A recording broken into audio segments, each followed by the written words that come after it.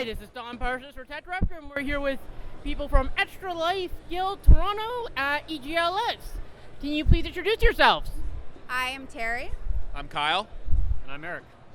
So you guys work with Extra Life at the local guild, which is relatively new from what you told me? Yeah, it just launched actually at the end of March, where we all attended and kind of just gave out ideas as to where we could go to raise more awareness for Extra Life. And so obviously you guys decided to come here as one of the first things you've done. So what other ideas do you guys have? Well, we're going to try and attend things like Magic Grand Prix, other gaming tournaments, some local smaller things, cosplay events. Basically, we want to try and go anywhere that's going to have a crossover of nerd culture. So I imagine then that Toronto Comic-Con is going to be one of your big targets? Well, the idea is to get pretty much to all the events, so yeah, definitely Toronto Comic-Con is one that's on the list. So how does the Extra Life charity work for those who aren't familiar?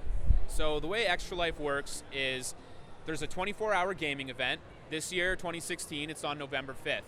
People can raise money and get donations towards their marathons, and all the money raised goes towards funding the Children's Miracle Network, and in our case, Toronto Sick Kids Hospital.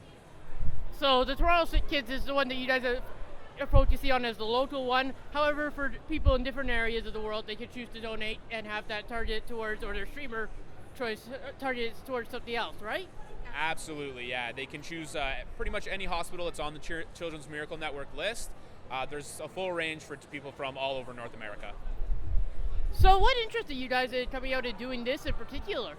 Well, we all kind of have our own reasons to be here as part of Extra Life. Me personally, my sister was a sick kid when she was young. She had a lot of respiratory illnesses and stuff that she needed looked after.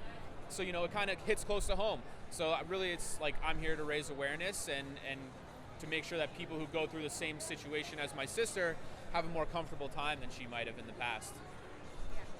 For me personally, my cousin was also in Sick Kids in the cancer ward. So that was my first kind of personal touch getting into all of this. Before I would kind of just watch streams and donate that way. And as soon as that happened, I wanted to give back because there's such a great cause and such a great hospital. So why do you guys think that streaming works so well for raising money for the hospitals? I think that streaming in general is just gaining a lot of popularity these days. And the natural way streaming works is kind of like you watch and you donate money. Like streamers on Twitch, they get donations just kind of random and out of the blue. And I think that when people know that they can take those donations instead of putting them right to their streamer's pocket and they can put it towards a great cause like helping sick kids, it's a pretty easy sell to people, to be able to do something like that. It feels good for them and it really helps give back to the community. Yeah, I would just add that there's a bit of inclusiveness that comes with watching a stream. If you don't have a lot of time to game yourself and you want to watch someone else doing something and they're doing it for a good cause, it's really great to kind of feel involved and know that you're not really sure how to help otherwise, but you can donate for this and it's great. Streaming is a great cause because you can get actually last-minute donations from doing streaming, and it grabs in attention from other sources that you wouldn't normally get. Like, I've actually generated a lot of last-minute donations from generating games that bring in people from all walks of life. And even if you do board games, you'll bring in people from board games or video gaming. So, with streaming marathons, do you guys have any advice that you give to people who are looking at wanting to get involved on that side of things? Yeah, visit extralife.org to find out more info on how to make sure you're a part of it, how to raise money ahead of time, where to put the donations and everything like that. As far as running your stream, just try and get the word out to as many people as possible that you're going to do it ahead of time. Try and be organized about what games you're going to play and at what times, because you'll attract the right kind of people who want to donate to that specific type of game, genre, etc.